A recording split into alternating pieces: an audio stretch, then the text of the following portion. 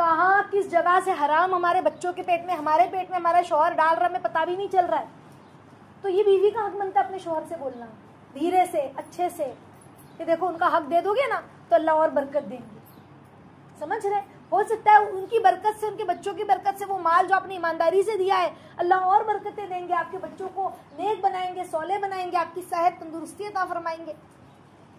हमें तो ऐसा लग रहा है कि भाई मेरा शौहर मेरे शौहर ने ही दादा दादी का ख्याल रखा, सास ससुर का, अपने माँ बाप का, कोई पूछने नहीं आया था, कोई भाई नहीं आया था, कोई बहन अगर खड़ी नहीं हुई थी एक दिन खिदमत करने के लिए, मैं बहू थी, मैंने साफ किया है, मैंने साफ सफाई की है, मैंने ख्याल रखा है मेरे बूढ़े सास ससुर का, तो मेरा हक बनता है।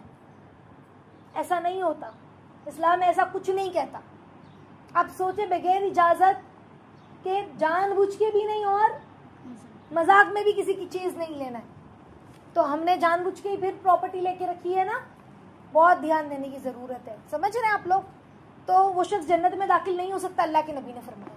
बहुत जरूरी है। ये छोटी छोटी बातें बज़ाहिर में छोटी लग रही है, लेकिन बहुत बड़ी और कीमती बातें हैं, उसको समझे हम इंशाअल्लाह। समझ रहे हैं? तो हम देखें, औरतों की इसीलिए कहा ना कि एक नेक औरत 70 नेक मर्दों से अफजल है, और एक बदकार औरत 100 बदकार, 70 बदकार मर्दों से एक तरफ और ये एक तरफ।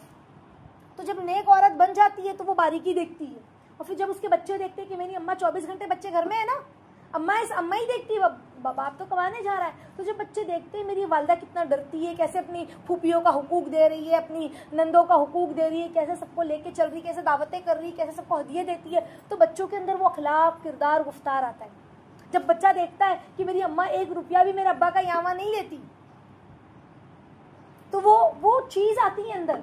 जब बच्चा देखता है कि मेरी अम्मा जो है ना, एक जो भी है मामला वो अब्बा को बराबर बताती है, बच्चों को समझ में आता है ना, फिर बच्चियां वैसे ही करती, शादी के बाद बच्चे वैसे ही करते, बगैर इजाजत शौहर का 1 रुपया यहाँ नहीं करते। जब बच्चा देखता है कि अगर गुस्से में कुछ बोल दे अपने वालिद को, तो मेरी अम्मा गुस्सा करती है कि तुम्हारी हिम्मत कैसे भी अपने अब्बा को कुछ कहने की, तुम होते कौन हो, आज सुन लिया आइंदा नहीं सुनूं,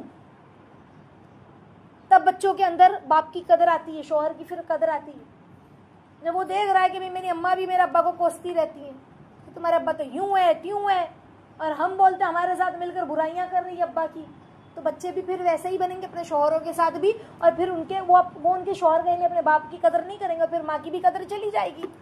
जब बाप की चली जाएगी तो माँ की भी चली जाएगी। समझ रहे?